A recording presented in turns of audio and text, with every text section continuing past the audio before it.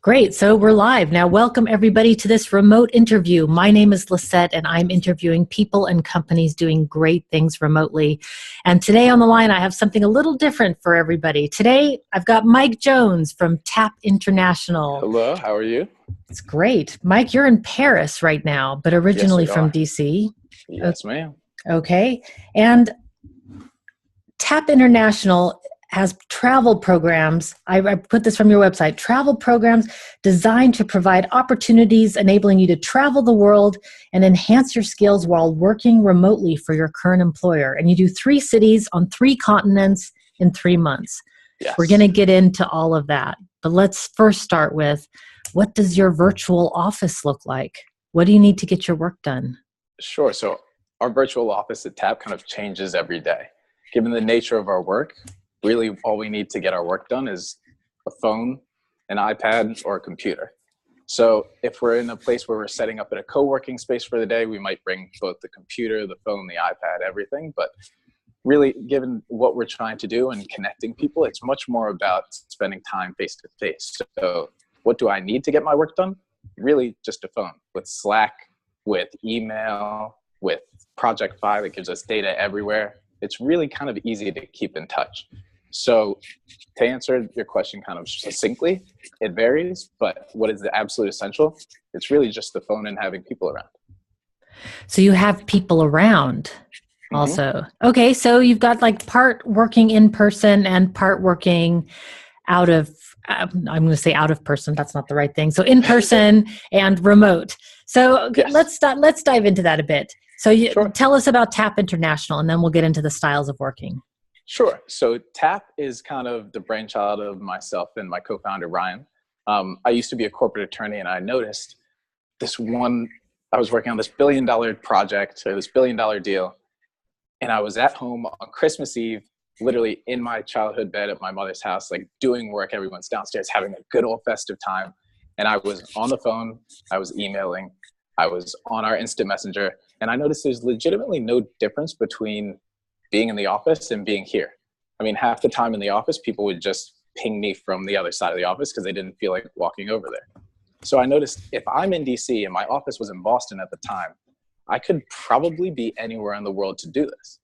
And both Ryan and I had been fortunate enough to travel quite extensively. I'd worked in Hong Kong and worked in London, and knew that there was so much out there for people to experience.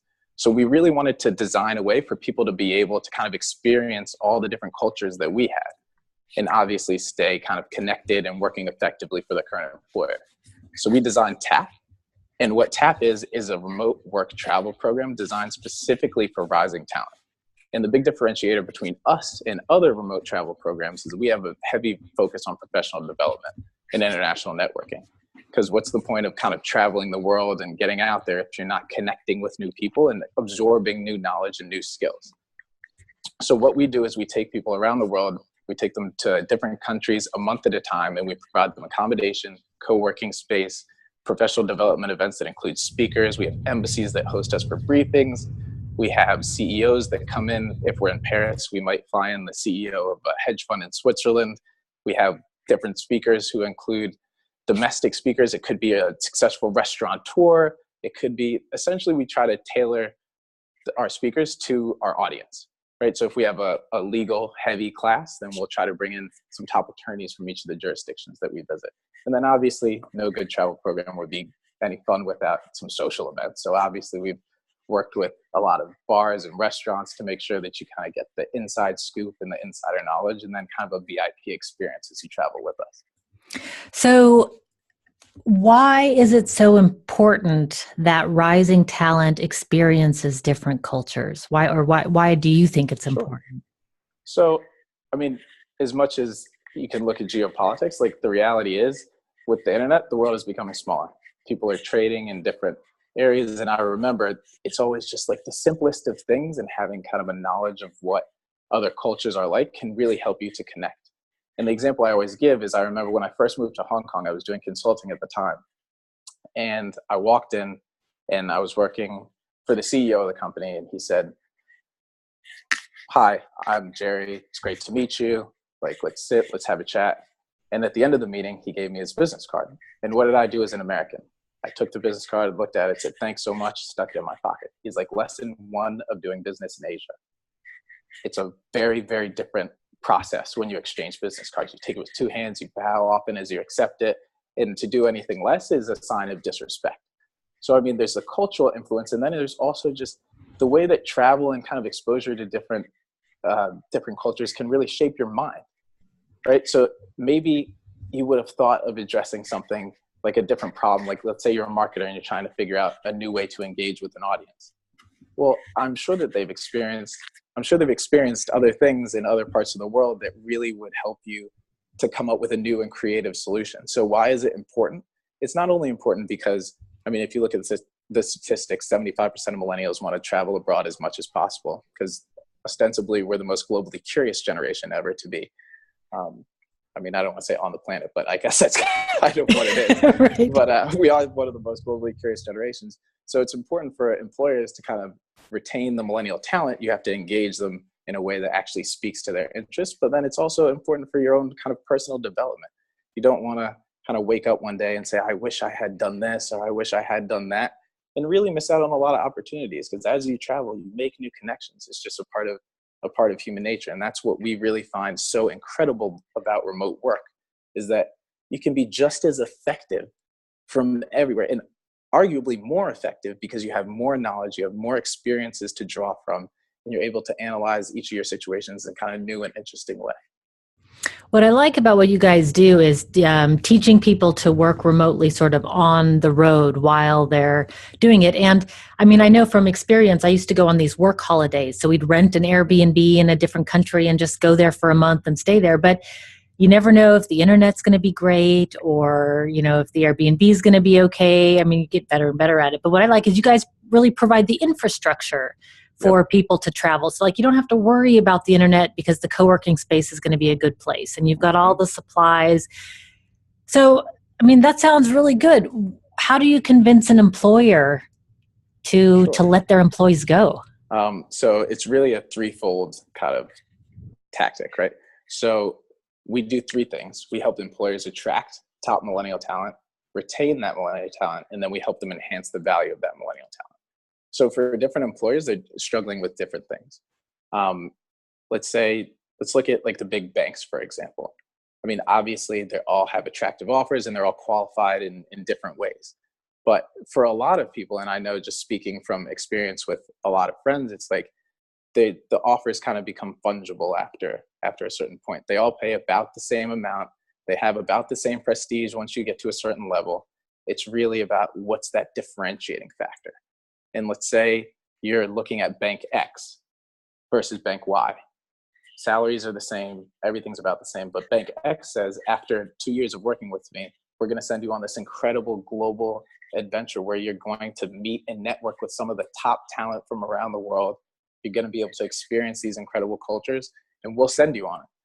That offer just became that much more interesting, right? And then other employers have kind of used our programs to say, well, you know what? Like, we're struggling to retain our millennial talent. They're leaving around the second year, and a lot of them are either leaving to travel or they're leaving because they don't feel that they're getting the right work-life balance or something of the sort. Well, we're a great way for employers to kind of tap into that global curiosity of the millennial population and say, look, we value you, we want you, we want to invest in you as an individual. Right. And that's where our kind of professional development really sets us apart from just simple travel programs. Because it's not just about like going and experiencing the Parisian culture, experiencing the culture in Cape Town or in Bangkok.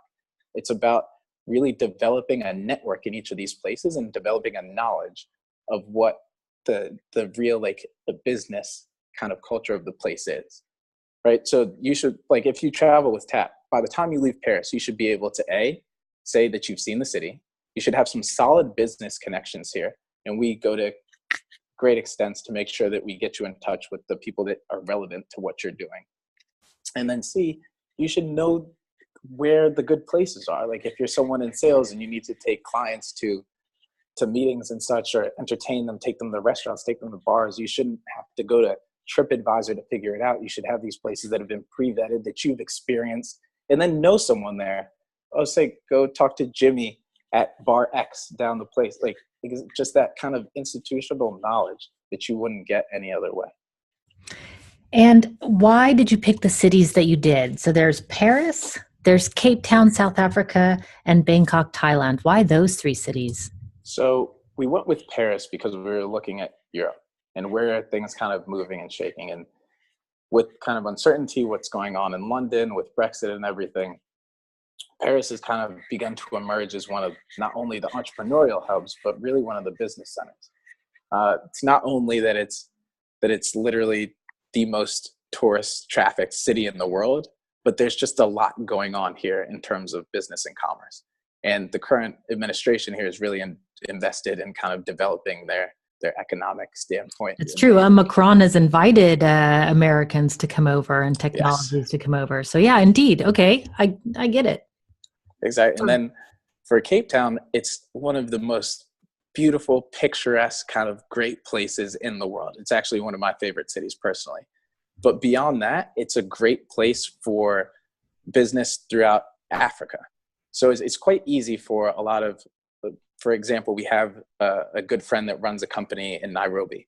And he's like, yeah, I can jet down. We can see, or I can come speak to your populations, to your participants, and we can have a great time. It's very much just a good central meeting place in Africa. And it's I mean, to speak quite bluntly, it's a good way to kind of ease into the African culture to someone who isn't necessarily overly traveled, right? It's not like you're going straight into the like bush safari, like out there. It's like a developed city. They have a lot going on. There's a lot of kind of common creature comforts that wouldn't necessarily make you feel uncomfortable. It's like if you don't want necessarily a traditional African meal, you can go get a hamburger. There are plenty of places to do that. So we really picked South Africa, and obviously because South Africa itself is just a phenomenal business hub of Africa. And then Thailand, Bangkok, Thailand, because it's actually one of the emerging business hubs of Southeast Asia. So you have a bunch of things going on in Hong Kong and Singapore and everything, but it's a bit more developed. We really wanted to break into an emerging market and help our participants get a foothold and an understanding of kind of a new burgeoning market. So we bring in business executives from from Hong Kong, from Singapore, from all the big markets. But when you're there, we really want you to develop a network in a burgeoning new market. Oh, interesting. So the first question that comes up when I look at all these different cities is, how do you advise people on time zone differences? So, and actually, we should maybe take a step back and talk about the groups that come with you. And let's start with, how big are the groups that you have that are going on these trips? And then maybe we go into time zones. And where are people normally from? And Sure. So we generally target a size between 30 and 50, depending on the time of year, depending on what we're doing, depending on if we're going to have an actual focus to it. We're flirting with the idea of exploring industry-specific trips. Right now, we just kind of take a diverse group, and we really are excited to just get as many people on the trips as possible. We find that there's a lot, like lawyers can learn from bankers can learn from marketers. Kind of that diversity makes for an interesting population. But so people really come from all over. It's primarily US based right now. Just given that we go to Europe, it's not as necessarily interesting for a European from London to come to Paris Ohio. For as much time. Oh, I see. Oh, that's or to the yeah. Exactly. That's so true. When we wind up introducing US cities, we anticipate we'll wind up getting a lot more Europeans traveling with us and such. But kind of shifting to the time zone thing, we pose two different things for employers and for employees. So we say that before you come on the trip, you have to sign kind of it's not a formal legal contract, but just something acknowledging the expectations for you while you're on the trip, and kind of making sure that there's no miscommunication between either the employee or the employer. So you understand what you have to do, you understand what's going on, and you understand that if you don't perform, like, you still are working, you're still responsible for getting your job done. And if, you weren't getting your job done at home, you would either be subject to some kind of reprimand or you could be fired. So we just want to make sure everyone understands that this isn't a vacation. Like, you're still working, you're not using your vacation days, like, you are doing what you have to do. And in that, we often advise people to say, okay, you're either going to maintain your home office hours, or for some people, for some organizations, it's good to switch to kind of a task-based system. It's like, get me these things by the state, right? So it really varies from company to company, and that's something that we can't make blanket statements about. But what we've seen work is that if you just have kind of a willingness to adjust. For example, we were having lunch yesterday with two great remote workers who just decided we're just going to keep normal California hours. So we were speaking with them, and one of the ladies said, I have seen all of Paris in like a week and a half because I have my whole day free. It's just, it's a different kind of thing. So you can figure out a system that kind of works for you, but it's very good to specifically lay out what the expectations are before you get started. And sometimes it means you keep weird hours, but honestly, there's a lot of opportunity in keeping weird hours. For example, like if you're in New York, or if you're working New York hours from Paris, you have your whole morning free. You can wake up, go to the gym, get all the work done that you try to get done when everyone's pestering you like during the day. Sometimes it's just good to have that little bit of time. It's true. I have to say I work late at nights because I have clients in California and I'm located in the Netherlands. So I'm usually up until 10 p.m.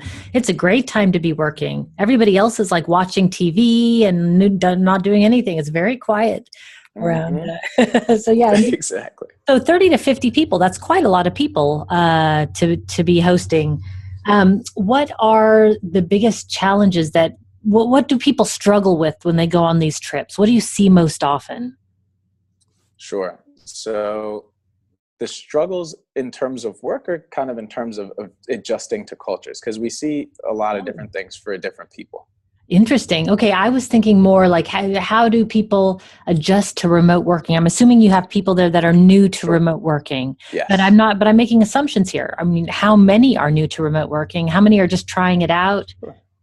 So the interesting thing is the vast majority of the working population in the United States does some form of remote work already. If you take an email from home, if you have just kind of signed on from vacation to take care of whatever task was needed, technically you are a remote worker already. So a lot of people have a lot kind of more intuition about it. In doing it full time, we do see that people can kind of struggle with getting the communication down.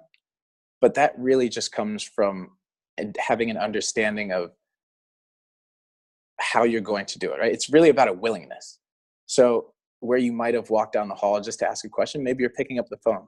I've seen plenty of people that literally just will sit on Skype or on a call or something with their coworkers if they're in a group project. And they might not even be talking to them, but it's just like, hey. And it's virtually the same thing as being in the same room. So it's very much about kind of finding your rhythm and your balance, right? Some people prefer the email. Some people prefer talking by phone. Some people prefer Skype. But once everyone kind of settles into that communication mode, then we very rarely see issues with it. And with the cultural issues? Sure. So that can be quite interesting. So the best example out of the three cities that we go to is Bangkok, because Bangkok, if you come from Ohio, like the Midwest or something, there are a billion people everywhere. Like literally you take these little scooters down the streets that weave in between the cars. And it's just different. Like it's just, everything's on top of it. Like it's super fast paced. So to some people it can feel kind of stuffy and polluted, but that's why we try to pick accommodation venues where you can kind of get a reprieve from it. It feels kind of similar to home. But and then obviously language, right? Like that can be quite a transition, whether you're going from the US to Paris, the US to Bangkok, South Africa, they're generally pretty good in English. It just takes some time, and it takes, maybe you have to learn when you get to France the phrase désolé parler anglais, like sorry, do you speak English? And it's just like that little kind of cultural adjustment, or figuring out in France that the waiters aren't going to come pester you for the check or try to turn that table over. because generally in France, like people meet at restaurants and it would be considered rude to bother you before you were ready to go. So, I mean, it's just little things like that. And we try to provide some kind of social acclimation as soon as you land in each country and prior. And we've actually begun flirting with the idea of offering language classes before you get to each of the places that we go, so you can at least have an elementary understanding. Oops. Great idea, I would have to say. And I recommend the program Duolingo. Awesome Fantastic. language program. Yeah, man, I've been learning Dutch on that. My Dutch isn't great, but it sure is better than it was, I got to say.